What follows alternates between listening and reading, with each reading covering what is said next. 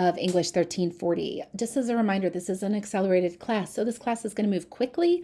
We are now on the equivalent of week 3 in a normal 15-week semester class. So make sure you're checking your grades over to just make sure you're updated and on track with everything. But let's take a look at what is coming up for this week.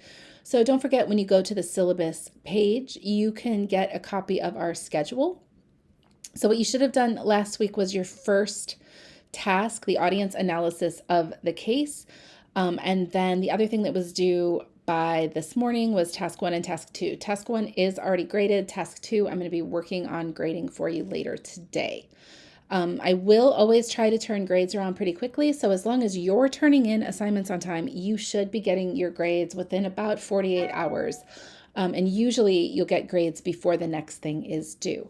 So make sure that you're taking a look at what's ahead this week. Remember, we do move kind of quickly. Due Tuesday is clarifying definitions with graphics. So that comes from our document-based cases textbook. If you do not yet have a textbook, it's going to be nearly impossible to do that. Make sure you're reading Chapter 3, Document Design. Remember, for technical communication, we are not writing essays.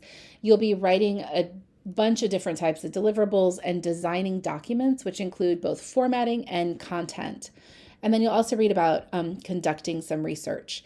Now, you'll do an audience analysis for the infographic on Wednesday. Your audience analysis is a different audience than that Bugs blog. You're going to be doing an audience analysis for the audience that is going to use the definition in your infographic. And all of that information is available in the instructions. And then by the end of the week, you'll do a defining technical writing infographic along with a justification memo. A little bit later in the week, I will have another video to kind of help you out with that information. So as we look through the modules and the assignments, you should have already completed the course orientation. We are on Project 1. Don't forget that you can always access the instructions, including the instruction file.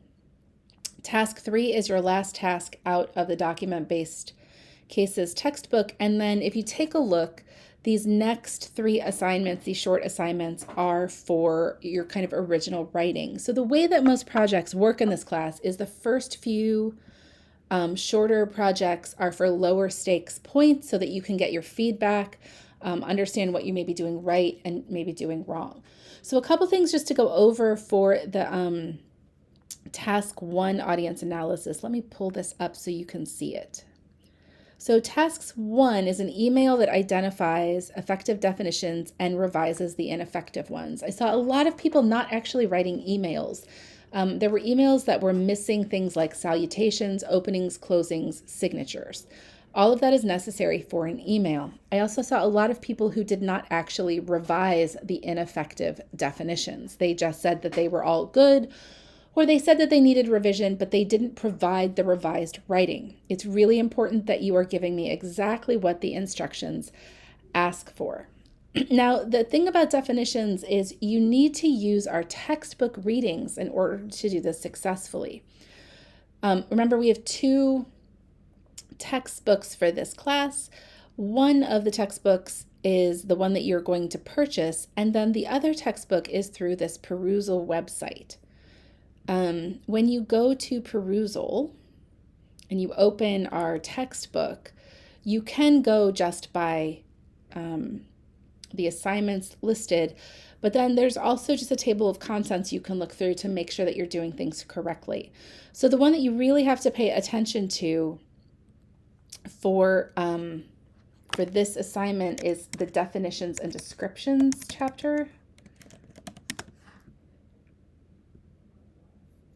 So it's really, really important that you're using chapter 10 here. There are a bunch of different types of definitions and descriptions. One of the ones that you want to pay attention to when you kind of scroll down here are sentence level definitions.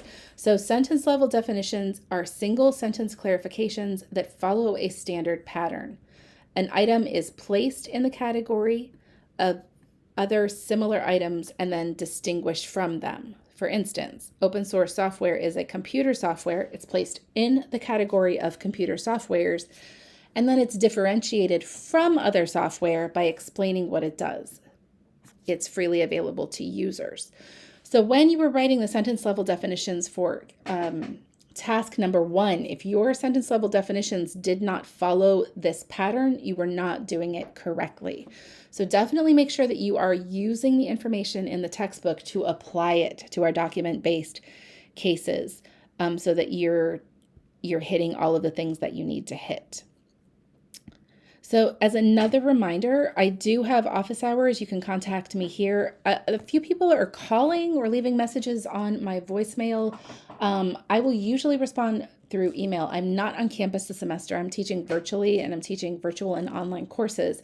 So the best way to reach me is through email, and I really do prefer Zoom meetings, even if they're just audio Zoom meetings, because I can keep like a record of those, but I can also share my screen with you if you're having trouble navigating the course. So I hope you are doing well. If you are not, if you feel like you're a little bit behind or a little bit lost, I really recommend that you reach out to me so that I can help get you back on track. Otherwise, watch out later in this week for another video about infographics, and then also like how you're going to write that justification statement. Hope you have a great rest of your day and a good week to come.